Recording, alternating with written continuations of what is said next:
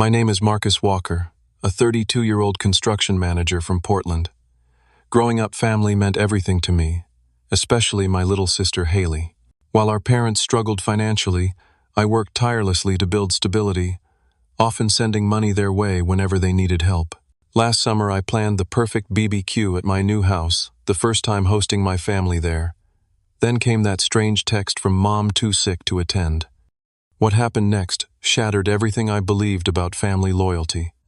Before I continue this heartbreaking story, let me know where you are watching from. Hit that like and subscribe button if you have ever felt betrayed by someone you trusted. Trust me, you will want to hear how this unfolds. I grew up in a small town in rural Oregon, about 90 minutes outside Portland. For most of my childhood, we were what you would call middle class. Not wealthy by any means, but comfortable enough.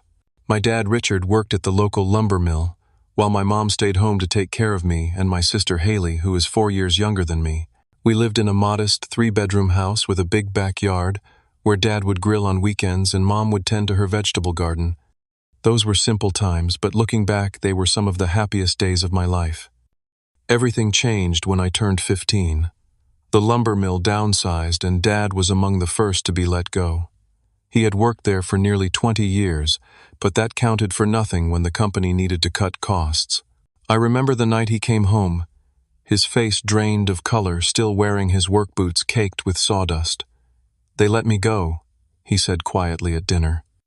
Mom dropped her fork, and Haley, only 11 at the time, asked innocently if that meant Dad could come to her school play next week. The look they exchanged told me everything I needed to know. Our lives were about to change drastically. Dad tried finding other work, but in our small town, opportunities were scarce. He picked up odd jobs helping at the local hardware store, doing handyman work for neighbors, even driving the school bus for a while. But none of these jobs paid anywhere near what he had been making at the mill. Bills started piling up on the kitchen counter, and hushed arguments between my parents became more frequent, usually after Haley and I had gone to bed. I was a sophomore in high school then, but I knew I needed to step up. I started mowing lawns on weekends and after school. During the summer break, I worked at the local grocery store stocking shelves from 5 in the morning until noon, then spent afternoons doing yard work for elderly neighbors. Every dollar I earned went into a jar in my bedroom, and at the end of each month I would quietly slip most of it to Mom, keeping just enough for school lunches and the occasional movie with friends. "You should be saving for college," Marcus' mom would protest, trying to hand the money back. "I am saving," I would insist. "This is just extra." We both knew it was a lie, but she would eventually accept it with tears in her eyes. Despite everything, I maintained my grades and stayed active in school. I played baseball not because I was particularly good at it, but because Haley loved coming to my games. She would sit in the bleachers with Mom, cheering louder than anyone else whenever I came up to bat. After games, regardless of whether we won or lost, she would run up to me with that gap-toothed smile of hers and declare, "You were the best one out there, Marcus." Haley and I grew especially close during those difficult years. Being younger, she didn't fully understand the financial strain our family was under, and I worked hard to shield her from it. When she needed supplies for school projects, I made sure she had them. When her friends were getting new clothes for the start of the school year, I picked up extra shifts to make sure she didn't feel left out. One night when I found her crying because she couldn't go on the 6th grade field trip to the Science Museum in Portland, I promised her that she would never miss out on anything important if I could help it. "I will always look out for you, Hales," I told her, using my nickname for her. "That is what big brothers are for." She wiped her tears and hugged me tight. "You are the best brother ever," she whispered. That moment cemented something in me, a determination to always be there for my family no matter what. After graduating high school, I decided to stay local and attend community college. It was the only option that made financial sense. I worked construction during the summers and on weekends during the school year, taking classes part-time. It took me 6 years instead of 4 to get my degree in construction management, but I graduated debt-free and with valuable hands-on experience. At 25, I landed a job with Peterson Construction, one of the larger firms in Portland. The starting salary was more than my parents had ever made combined, and for the first time in a decade, I felt like I could breathe financially. I moved into a small apartment in Portland, but made the drive home at least twice a month. By then, Haley was in college herself, studying education at Western Oregon University. My parents were still struggling. Dad's health had begun to decline due to years of physical labor, and Mom had taken a part-time job at the local elementary school cafeteria. Without hesitation, I started sending money home regularly. When Haley's car broke down during her sophomore year, I sent $3,000 for repairs. When Mom mentioned their refrigerator was making strange noises, I bought them a new one. When Dad needed dental work not covered by insurance, I covered the $5,000 bill. Over the next 7 years, I sent home well over $40,000, money I never expected to be repaid. They were my family, and this was what families did for each other. Last year, after years of hard work and saving, despite the money sent home, I was promoted to senior project manager and finally purchased my first home, a beautiful 3-bedroom house with a large backyard, perfect for entertaining. It was modest compared to some of my colleagues' homes, but to me, it represented everything I had worked for. I was especially excited to host my family there, to show them that all our collective sacrifices had led to something tangible and good. To celebrate both my new home and my promotion, I decided to host a summer BBQ. I wanted everything to be perfect, not just for my friends and coworkers, but especially for my family. I spent weeks planning the menu, buying new outdoor furniture, and making sure the yard looked immaculate. I installed string lights across the patio, bought a new grill, and even built a fire pit where we could gather in the evening. I was meticulous about the food preparation. I marinated steaks overnight, prepared homemade burger patties with my special blend of spices, and made Mom's famous potato salad from the recipe she had taught me years ago. I remembered all of Haley's favorite foods: corn on the cob with extra butter, watermelon slices, and my specialty lemonade that she had always loved as a kid. The day before the BBQ, I called home to confirm they were coming. Mom answered with her usual warmth, assuring me they would leave early to beat traffic and help me set up. "We would not miss this for the world, honey," she said. "Dad and I are so proud of you, and Haley is excited to see your new place." Family gatherings had always been important to us Walkers. Even during the toughest financial times, we had managed to come together for birthdays, holidays, and special occasions. These gatherings were usually simple affairs, home-cooked meals, board games, and conversation, but they reinforced our bond as a family.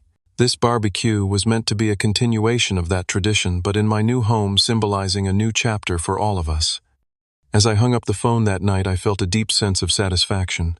After years of struggle and sacrifice, I was finally in a position to host my family in a home I owned, to feed them from a kitchen that was mine, to show them that their eldest son and brother had made something of himself. Little did I know that this eagerly anticipated family reunion would never happen, and that the next 24 hours would change my understanding of family forever. The morning of the BBQ arrived with perfect weather, 78 degrees, clear blue skies, and just enough of a breeze to keep things comfortable. I was up at 6, too excited to sleep any longer. With coffee in hand, I stood on my back deck and mentally checked off everything I had prepared. The coolers were filled with ice. The meat was marinating in the refrigerator, and the backyard looked like something out of a home and garden magazine. For the first time since moving in, I felt like this house was truly my home. By 9, I was already receiving texts from friends confirming their attendance. My college roommate Derek messaged that he was bringing an extra case of craft beer. My coworker Jessica asked if she could bring her famous 7-layer dip. Everyone seemed excited, and their enthusiasm only added to mine. The party was set to start at 3, with my family expected to arrive around 1 to help set up and have some quiet time together before everyone else arrived. By noon, I had heard from almost everyone except my family. I tried not to worry, figuring they were probably on the road already. I sent a quick text to Mom, "Drive safe. Can't wait to see you guys." I busied myself with last-minute preparations, occasionally glancing at my phone for a response. 1 o'clock came and went. No sign of them, no messages. I called Mom's cell phone, but it went straight to voicemail. Same with Dad's. I tried Haley, but her phone rang several times before going to voicemail as well. A knot of worry began to form in my stomach. It wasn't like them not to communicate, especially when we had plans. At 1:30 I tried again, Still nothing. By 2 o'clock I was genuinely concerned. They should have been at my house an hour ago. Had there been an accident on the highway, I checked traffic reports online. Nothing unusual reported. Then at 2:15, just 45 minutes before guests were set to arrive, my phone finally chimed with a text from Mom. "Marcus, so sorry, honey, but your father and I have come down with terrible food poisoning from that new seafood place we tried last night. We're both too sick to make the drive. Haley is staying behind to take care of us. We're so disappointed to miss your party. Have fun, and we'll reschedule soon. Love you." I stared at the message in disbelief. Food poisoning, both of them, and severe enough that Haley needed to stay behind to care for them. It seemed strange, but I had no reason to doubt them. I immediately called Mom back, concerned about their condition, but again straight to voicemail. I texted back, "I'm so sorry to hear that. Do you need anything? I can come by tomorrow with supplies, or we can reschedule the BBQ for next weekend when you're feeling better." Her response came quickly. "No need to reschedule for everyone else. We're just too sick right now. Doctor said it should pass in a couple of days. Enjoy your party, honey. Send pictures." There was something off about her messages. They were shorter and more dismissive than Mom's usual warm, detailed texts. But I pushed the thought aside, attributing it to her feeling unwell. I called Haley, hoping to get more information about my parents' condition. After several rings, she picked up but sounded rushed. "Hey, Marcus can't really talk right now. Mom's pretty bad and Dad just threw up again. I'm playing nurse today," she said, with what sounded like voices and music in the background. "Do you need me to come over? I can bring medicines or clear soups," I offered. No, we're fine. Just enjoy your party. I've got to go. Dad needs help getting to the bathroom." She hung up before I could ask anything else. I stood in my kitchen, surrounded by enough food to feed 30 people, feeling deflated. My family, the guests of honor, wouldn't be coming.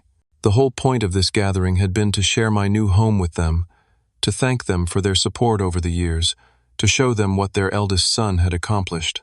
Now it felt incomplete. At 3 o'clock, my first guests arrived. Co-workers from the construction firm followed shortly by neighbors and friends from college. Everyone raved about the house, the food, the perfect weather. The party was by all objective measures a success.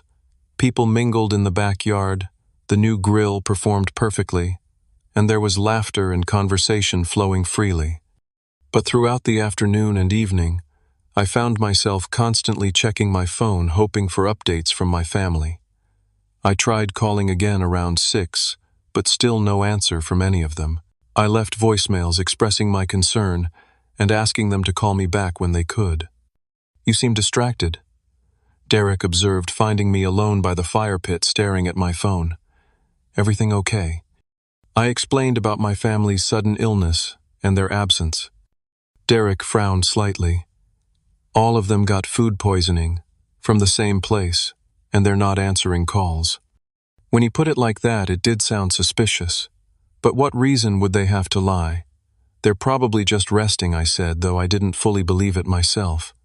As the evening progressed, I tried to enjoy the company of my friends, but the absence of my family cast a shadow over what should have been a perfect day. Around 9, I received a brief voice message from Haley. "Hey bro, just checking in.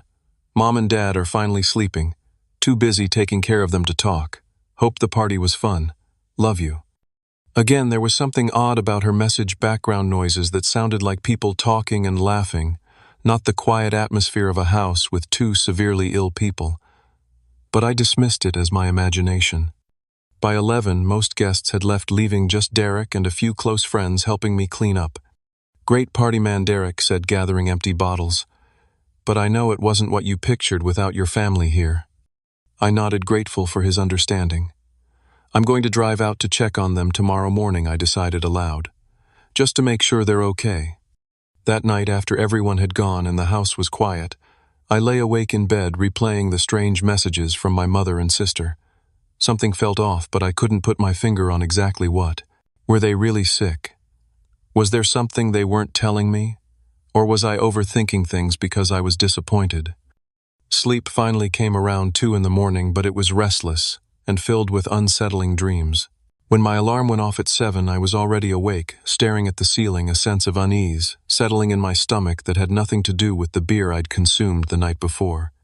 I hit the road by 8 the next morning, travel mug of coffee in the cup holder, and a box of saltine crackers and ginger ale in the backseat, home remedies my mom had always used when I was sick as a kid. The drive to my parents' house took about 90 minutes, giving me plenty of time to worry. What if they were seriously ill and downplaying it? Should I have gone last night instead of waiting until morning? The familiar landscape of rural Oregon passed by my window, farmland giving way to the denser woods surrounding my hometown. I tried calling both my parents and Haley several times during the drive, but all calls went unanswered. This only increased my concern. If Haley was there taking care of them, why wasn't she picking up? I pulled into my parents' driveway just before 9:30. The first thing I noticed was that both their cars were gone. Dad's old Ford pickup and Mom's Subaru were nowhere to be seen. Haley's Honda, which she'd had since high school, the one I'd helped repair countless times, wasn't there either. The house looked closed-up blinds, drawn Sunday newspaper, still in its plastic wrap at the end of the driveway. Alarm bells were now ringing loudly in my head. I used my key to enter the house, calling out as I opened the door. "Mom, Dad, Haley. It's Marcus." No answer. The house was silent and had the still, slightly stuffy air of a place that had been empty for days. The kitchen sink was dry. No dirty dishes, no medicine bottles on the counter, no evidence of anyone suffering from food poisoning. I checked my parents' bedroom bed, made perfectly no sign of recent use. The guest room where Haley usually stayed showed no evidence of her presence either.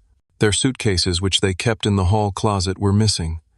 Confused and increasingly concerned, I went next door to the Thompsons, who had been our neighbors for over 20 years. Mrs. Thompson answered the door, surprise evident on her face. "Marcus, what a nice surprise. Your parents didn't mention you were coming to visit." "They didn't. Do you know where they are? They told me they were sick with food poisoning." Her eyebrows rose. "Food poisoning, no dear. They left on vacation 2 days ago. Your father was so excited, came over to ask us to collect their mail. Said something about a beach resort in Mexico. First big vacation they've had in years, from what he told me." I felt like I'd been punched in the stomach. "Mexico? Are you sure?" "Absolutely. Cancun, I believe. Your sister drove them to the airport.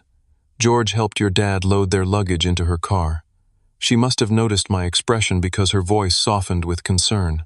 Marcus, is everything all right?" I mumbled something about a misunderstanding and thanked her before returning to my car. My hands were shaking as I pulled out my phone. If what Mrs. Thompson said was true, then my family had deliberately lied to me. But why? I opened Instagram, where Haley was most active. She hadn't posted anything to her main feed recently, but when I checked her stories, something I rarely bothered with, I felt the world tilt beneath me. There they were, multiple photos and short videos posted over the last 2 days. My parents and sister at what was clearly a luxury beach resort.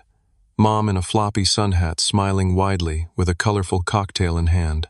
Dad in swimming trunks I'd never seen before, lounging by an infinity pool overlooking turquoise waters.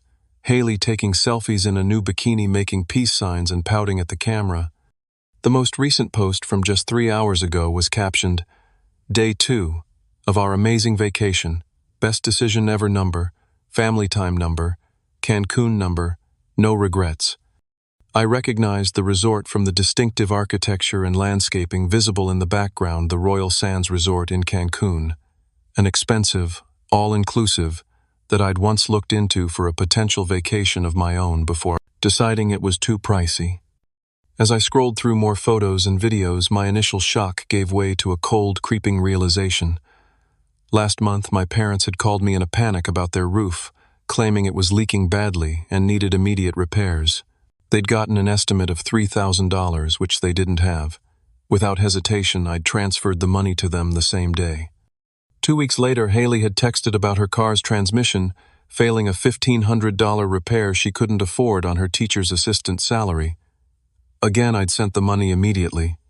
Now I understood where that money had really gone. Not to a leaking roof or a broken transmission, but to a luxury vacation in Cancun. a vacation they had deliberately hidden from me, going so far as to lie about being sick to avoid my BBQ. My hands trembled as I scrolled through more posts. There were comments from Haley's friends. "You guys totally deserve this break, and your parents look so happy, and about time you all treated yourselves." In one photo, my parents were smiling broadly at a fancy restaurant, raising glasses of wine in a toast. My father was wearing a new button-down shirt I'd never seen before. My mother had on an expensive-looking dress, and what appeared to be new jewelry. Haley's caption read, "Celebrating the good life with the best parents ever, number blessed." The timestamp showed this had been posted at almost the exact time I'd received the text claiming they were too sick to attend my BBQ. I sat in my car outside my parents' empty house, my body physically reacting to the betrayal. My stomach dropped, my chest tightened, and I felt lightheaded. Memories flooded back of working 2 jobs in high school to help with bills, of postponing my own dreams to support theirs, of the countless times I'd gone without so they wouldn't have to. I thought about the personal vacation I'd canceled last year when Dad said he needed dental work. The savings I'd depleted when Mom's car needed replacing. The extra shifts I'd picked up when Haley said her rent had increased unexpectedly. Had it all been lies? Had they been manipulating me for years? The thought was too painful to consider, but the evidence was literally in my hands, bright and colorful on my phone screen. I tried calling each of them again, my calls going straight to voicemail. I left messages controlled at first, then increasingly hurt and angry as I continued to scroll through more vacation photos. The final straw was a video Haley had posted of them, all parasailing, clearly taken that morning. "Living our best lives," the caption read. It had been posted at almost the exact time I was driving to their house, worried sick about their well-being. I threw my phone onto the passenger seat and started the car. The drive back to Portland was a blur, my mind racing with questions and realizations. How long had they been taking advantage of my generosity? How many of their emergencies had been fabricated? Why had they felt the need to lie about this vacation instead of simply telling me they were going? And most painfully, did they see me as a son and brother, or just as a convenient source of income? By the time I reached my empty house, the house I'd been so excited to show them just 24 hours earlier, my shock had hardened into something more painful and enduring. I spent the rest of that Sunday in a daze, ignoring texts from friends asking about the barbecue, unable to focus on anything but the images of my family enjoying their secret vacation with the money I'd sent to fix problems that apparently didn't exist. The next 2 days passed in a haze of conflicting emotions. I called in sick to work on Monday, something I rarely did. I couldn't face people, couldn't pretend everything was normal when it felt like my foundation had been shattered. I alternated between periods of numbing disbelief and surges of white-hot anger. During moments of clarity, I began to review the pattern of financial support I'd provided over the years. I dug through old bank statements tracking transfers and checks sent to my family. The total was staggering, over $47,000 in the past 7 years alone. Money for car repairs, medical bills, home maintenance, utility payments, when they were at risk of disconnection, helping Haley with her student loans, covering the deposit on her apartment, replacing appliances for my parents, and countless other emergencies that had always seemed legitimate at the time. Now I questioned everything. Had the roof ever actually leaked? Did Dad really need dental work? Was Haley's rent increase even real? I remembered sacrifices I'd made to help them, passing up a vacation to Europe with friends after college, driving an old car for years longer than necessary, living in a cramped apartment while my colleagues bought houses. All because I believed my family needed my financial support more than I needed those things for myself. By Tuesday, I discovered more discrepancies. Social media posts showing my parents at restaurants during times they'd claimed to be too broke to buy groceries. Photos of Haley with a designer handbag purchased the week after I'd sent money for her overdue electric bill.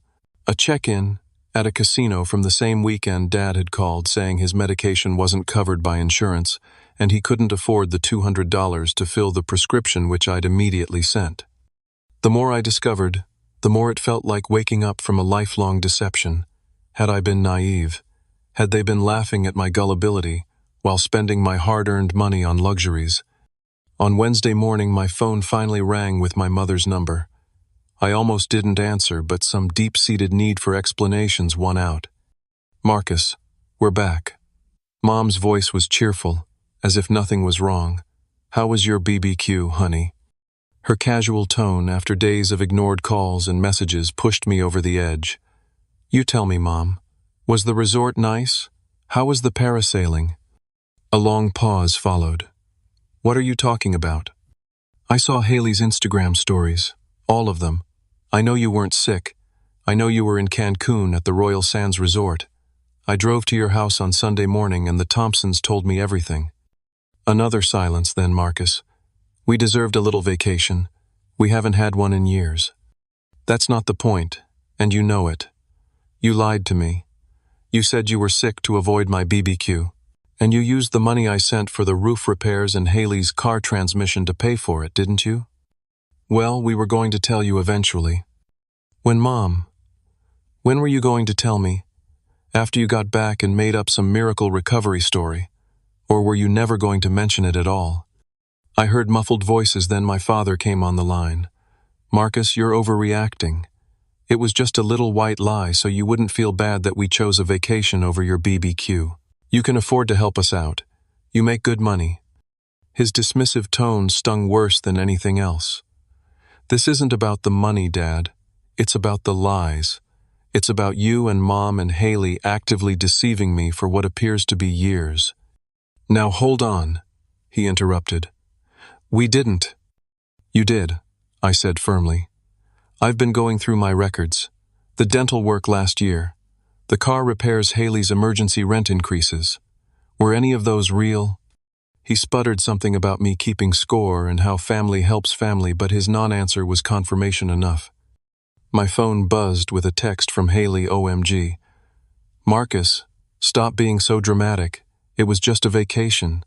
You should be happy we got to relax for once. You're acting like we robbed a bank or something." The callousness of her message after everything I'd done for her over the years felt like a physical blow. I remembered the nights I'd stayed up late helping her with college applications, the weekends spent fixing her car, the care packages I'd sent during her finals weeks, always with encouraging notes and her favorite snacks. "Put me on speaker," I said to my father. "I want to talk to all of you together." Once I knew they could all hear me, I tried to express how deeply their deception had hurt me.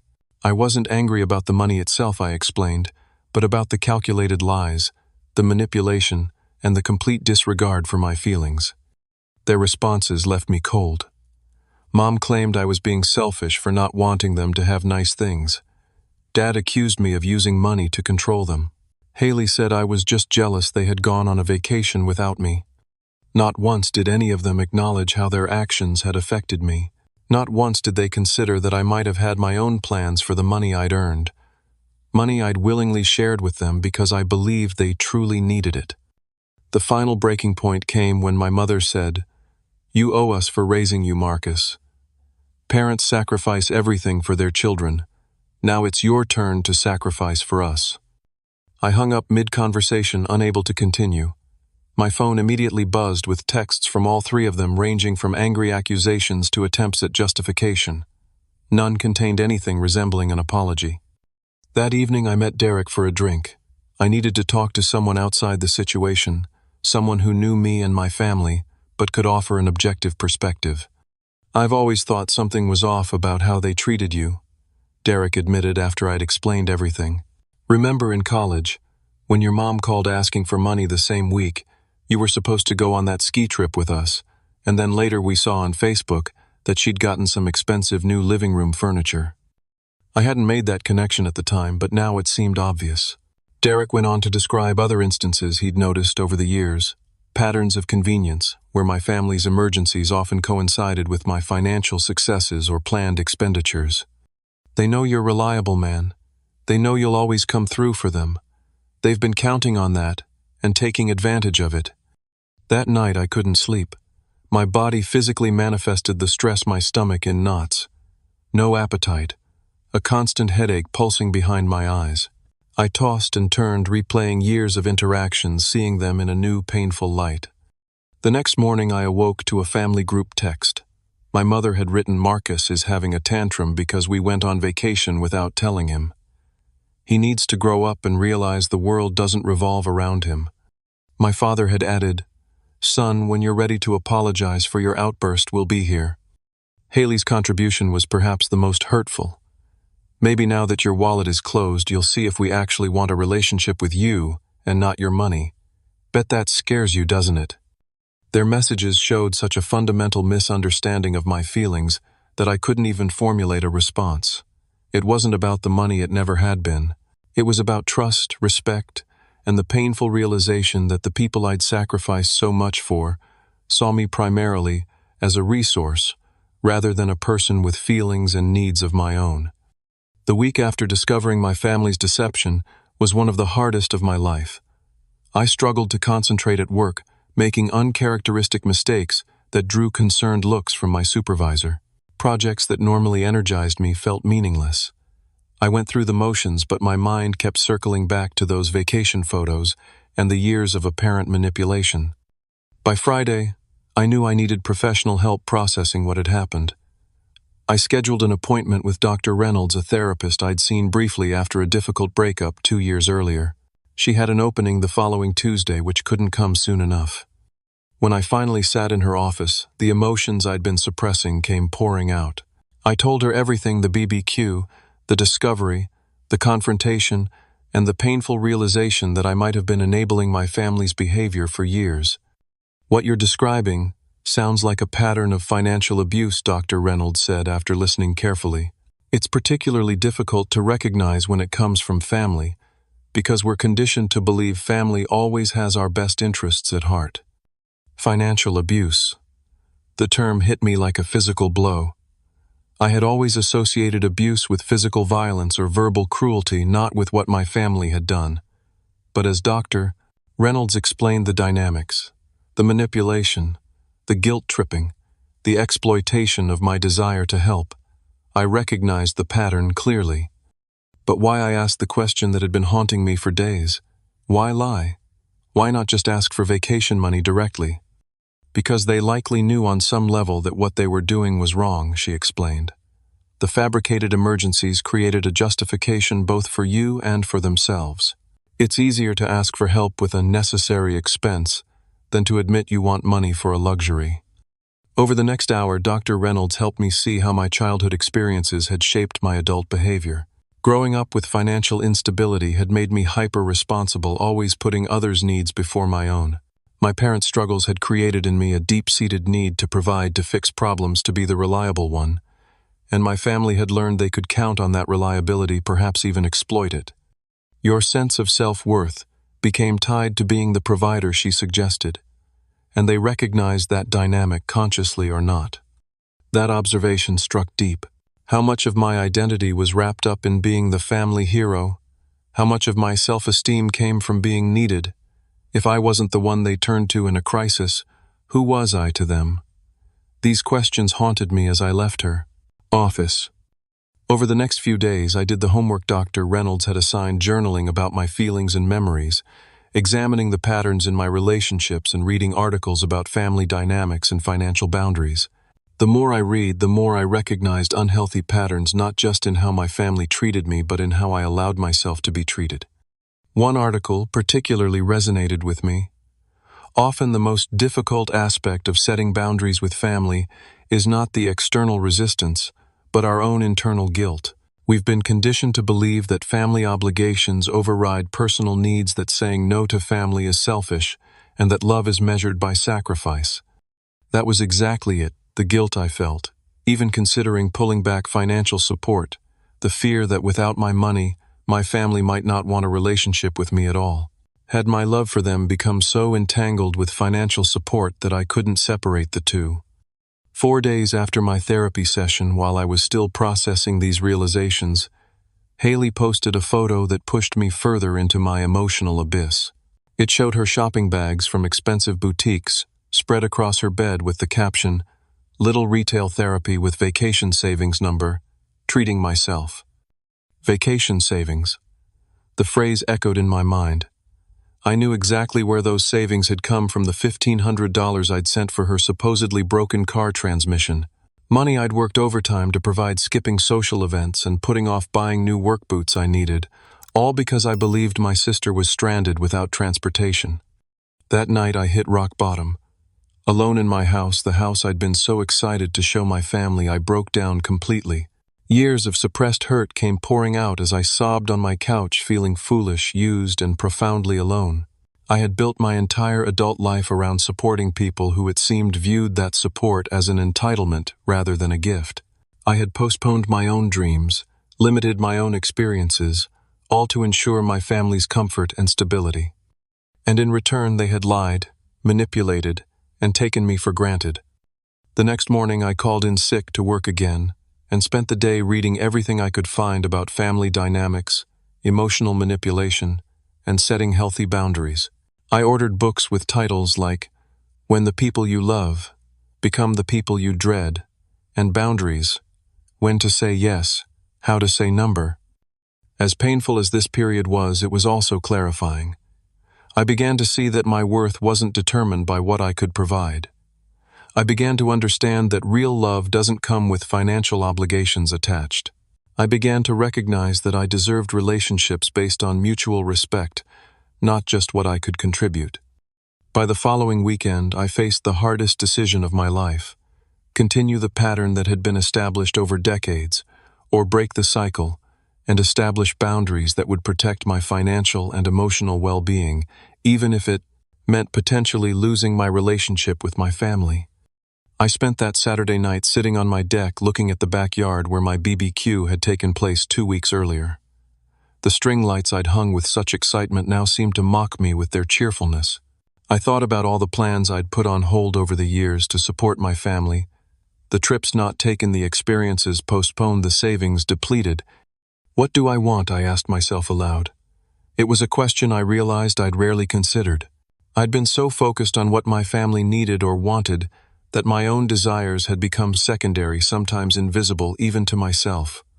That night I barely slept, wrestling with the decision ahead of me. By morning, though, a strange calm had settled over me. I knew what I needed to do, not out of anger or revenge, but out of self-respect and the hope for healthier relationships in the future. On Sunday morning, I sat at my kitchen table with my laptop open, a cup of coffee growing cold beside me. For 3 hours I worked on drafting an email to my family, writing, deleting, rewriting, struggling to find the right words to express my feelings without attacking them. This wasn't about punishment. It was about establishing necessary boundaries. The final version was lengthy, but measured. I began by expressing how much I loved them and acknowledging the good memories we shared. Then I detailed how their actions, not just the vacation deception, but the pattern of financial manipulation, had deeply hurt me and damaged my trust. I've realized that my financial support has become expected rather than appreciated, I wrote. What began as my desire to help during genuine hardships has evolved into something unhealthy for all of us. I've enabled a dynamic where my worth seems measured by what I can provide rather than who I am. I explained that moving forward I would no longer be sending money for any reason. If there were true emergencies in the future, we could discuss them openly, but the automatic financial support they had come to expect was ending. This isn't about punishing you, I continued. It's about establishing boundaries that allow me to respect myself while still being part of this family. I need time to process everything that's happened and to rebuild trust. During this time, I'll be stepping back from regular communication. I concluded by stating that if they wanted to repair our relationship, I would need 3 things: acknowledgement of how their actions had affected me, a genuine apology, and a commitment to change the dynamics between us. I hope we can find a healthier way to be family, I finished. One based on mutual respect, honesty, and love that doesn't come with conditions or expectations. After reading it through one final time, I hit send before I could lose my nerve. Then I did something even harder. I temporarily blocked their numbers on my phone. I needed space to heal without being bombarded by their reactions, which I suspected would be defensive and accusatory rather than reflective.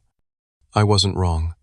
Within an hour, they had moved their responses to email since they couldn't reach me by phone or text. Mom's email was a masterclass in guilt tripping. I can't believe my own son would abandon his family like this, after everything we've done for you. Your father and I sacrificed everything to give you a good life, and this is how you repay us. By turning your back on us when we need you, I didn't raise you to be so selfish and cruel. Dad's response was dismissive. You're blowing this whole thing way out of proportion, son. So we took a vacation and didn't tell you. It's not the end of the world. Everyone tells white lies now and then. This cold shoulder treatment is childish and beneath you. Call us when you're ready to act like an adult and talk this through like a man. Haley's email hurt the most. Wow, so you really were just an ATM all these years, huh? The minute we do something you don't approve of, you cut us off financially. Real nice, Marcus. Really shows how unconditional your love is. Maybe now you'll see we never really needed you or your money. We were just letting you feel important by helping us out. Good luck finding someone else to make you feel special. Their words stung, but they also confirmed what I already suspected. None of them were willing to acknowledge how their actions had affected me. None showed any real remorse. Instead, they turned it around, making me the villain for establishing boundaries. Over the next few days, the emails continued, ranging from angry accusations to attempts at manipulation. Mom tried the health angle. Your father's blood pressure is through the roof because of your behavior. If something happens to him, it will be on your conscience. Dad took the dismissive approach. This whole drama will blow over soon enough. You'll realize you're being ridiculous. Haley vacillated between anger and faux concern. We're all worried about you. This isn't like you. Maybe you need professional help. Not once did any of them address the actual issue, their deception, and the years of financial manipulation. After a week of this, I made the difficult decision to create email filters that would send their messages to a separate folder I could check when I felt emotionally ready. I needed space to heal without the constant barrage of guilt and accusations. During this time, my support system proved invaluable. Derek checked in regularly, often bringing food since he knew I wasn't eating properly. My colleague Jessica, who had noticed my distraction at work, offered a sympathetic ear and shared her own experience with setting boundaries with difficult family members. Even my neighbor Mike, who I barely knew beyond casual greetings, sensed something was wrong and invited me over for a beer and a basketball game, providing a few hours of normal social interaction when I desperately needed it. With Dr. Reynolds' guidance, I created a monthly budget that, for the first time in my adult life, didn't include allowances for family financial support. Instead, I set up automatic transfers to investment accounts and a vacation fund, something I'd never prioritized before. What would you do with your money if you weren't supporting your family doctor? Reynolds had asked during one session. The question had stumped me initially. I'd been sending money home for so long that I'd never really considered alternatives. But gradually I began to envision possibilities: traveling internationally, pursuing advanced certifications in my field, maybe even starting my own small construction company someday. I joined an online support group for adults dealing with difficult family relationships. The stories shared there helped me realize I wasn't alone in my struggles. Many members described similar patterns of financial manipulation and the guilt associated with setting boundaries. Their experiences and advice became a lifeline during particularly difficult days. As weeks turned into months, the hardest part was adjusting to the silence. For years I'd spoken to my family several times a week. Now there was nothing. Birthdays passed unmarked. The Thanksgiving holiday loomed, then came and went without the traditional family gathering. I spent it with Derek and his parents, instead grateful for their inclusion but acutely aware of the absence of my own family. Then came the rumors. Through a cousin who reached out via social media, I learned that my parents and Haley were telling extended family and friends that I had cut them off without explanation because I had become successful and forgotten where I came from. They painted themselves as victims of my callousness rather than acknowledging their own behavior. Some distant relatives took sides, sending me messages expressing disappointment in how I was treating my family. Others reached out with confusion, seeking my side of the story. I responded to these with simple honesty, not to villainize my parents and sister, but to correct the false narrative they were spreading. The holidays were particularly difficult. Christmas had always been a big deal in our family, with traditions established since my childhood. Spending it without them left a hollow feeling that no amount of festive decorations or gatherings with friends could completely fill. Yet amid the pain, there were moments of clarity and progress. One night in January, I realized I had gone an entire day without thinking about the situation, a small victory that signaled healing. I began sleeping better. My focus at work improved. I started making plans for the future, my future without the constant consideration of how it would affect my ability to support my family. The most significant breakthrough came when I recognized that my worth wasn't tied to being needed. I could be valuable, lovable, and whole without being someone's financial safety net. This realization didn't come in a single epiphany, but gradually through therapy, reflection, and the process of rebuilding my life around my own needs and desires. By early February, nearly 6 months after the BBQ incident, I felt strong enough to check the folder containing my family's emails. There were dozens showing an evolution from anger and blame to confusion, and in some cases the beginnings of reflection. The most recent one from Haley struck a different tone than her earlier messages. "Marcus, I miss you. I've been thinking a lot about what happened. I'm not saying you're right about everything, but maybe we did take advantage sometimes. If you're willing to talk, I am too." It wasn't an apology, but it was the first acknowledgement from any of them that there might be some validity to my perspective. It was a small crack in the wall between us, not enough to rebuild a relationship, but perhaps enough to begin a conversation. 6 months after discovering my family's vacation deception, I found myself in a place I wouldn't have thought possible during those first painful weeks. The raw wound of betrayal had gradually healed into a scar, still visible, still tender when pressed, but no longer the open bleeding injury it had been. My perspective on self-worth and relationships had fundamentally shifted. I no longer measured my value by what I could provide for others, but by the quality of mutual respect and honesty in my connections. I'd learned that real love doesn't keep score, but it also doesn't exploit or take advantage. Financially, I was in a better position than I'd been in years.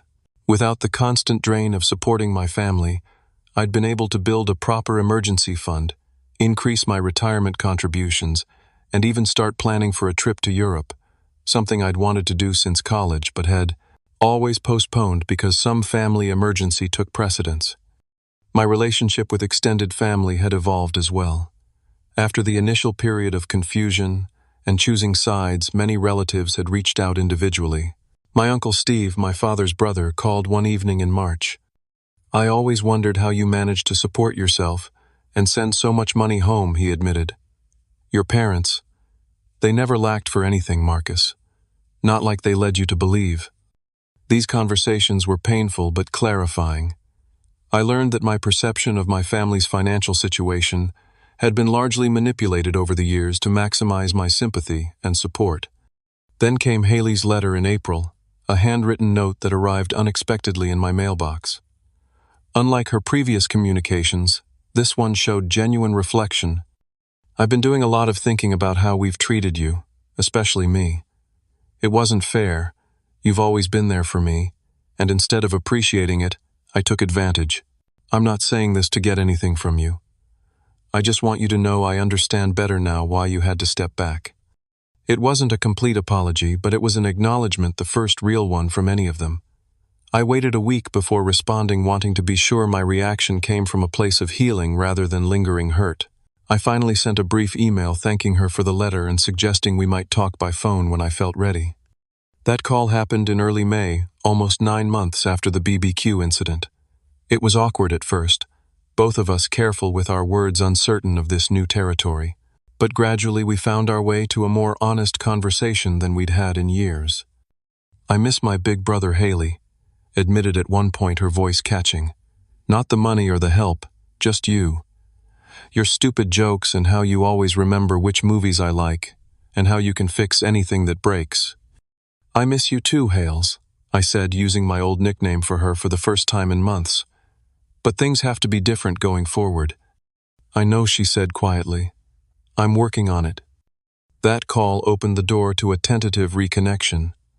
We agreed to talk once every couple of weeks, with the understanding that financial support was off the table entirely. For the first time, we were building a relationship based on who we were to each other, not what we could provide. My parents were a more complicated situation. After receiving Haley's letter, I had unblocked their numbers but hadn't reached out directly. In June, my mother called. I answered after several rings, my heart pounding. "Marcus," she said, her voice softer than I'd expected. "Can we see you? Your father and I? We'd like to talk in person." We arranged to meet at a coffee shop halfway between Portland and my hometown neutral territory that wouldn't carry the emotional weight of either my home or theirs. I arrived early, choosing a table in the corner where we could speak privately. When they walked in, I was struck by how much older they looked. My father's shoulders seemed more stooped, my mother's face more lined. Whether this was actually true or just my perception after months apart, I couldn't say. The meeting began stiffly with surface-level conversation about health and weather. Then my father cleared his throat. "We haven't handled this situation well," he said, surprising me with this understatement. "Your mother and I have talked a lot about what you said in that email, about taking advantage, about not appreciating what you've done for us." My mother reached across the table, not quite touching my hand, but gesturing toward it. "We got used to depending on you, Marcus. It became expected. We didn't see how unfair that was." Their acknowledgement wasn't completely without defensiveness.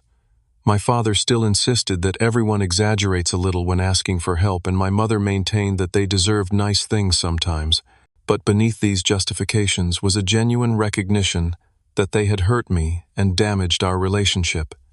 "We can't change the past," my father said near the end of our conversation. "But going forward, we want a relationship with our son, not his wallet." It wasn't the full apology I might have hoped for, but it was a starting point. We agreed to occasional family dinners with the clear understanding that our relationship was in a rebuilding phase and trust would take time to restore. Over the summer, I reconnected with parts of my extended family on my own terms. My cousin Amy invited me to her daughter's birthday party. My Aunt Ellen and I met for lunch when she visited Portland. These connections, once overshadowed by my more immediate family obligations, now flourished in new ways. I also built stronger relationships with the people who had supported me through the crisis. Derek and I began a weekend hiking tradition, exploring the beautiful trails around Portland. My coworker Jessica introduced me to her book club, expanding my social circle. I even started dating again, meeting Rachel at a local volunteer event where we both helped build a playground. When August rolled around, a full year since the BBQ incident, I decided to host another gathering. This time I invited only people who had proven themselves to be true friends, those who valued me for who I was rather than what I could provide. My backyard was once again filled with laughter and conversation, but this time without the undercurrent of anxiety I'd felt the previous year. Haley came, having earned back enough of my trust for an invitation. She brought a homemade dessert and genuine conversation, careful to respect the new boundaries between us.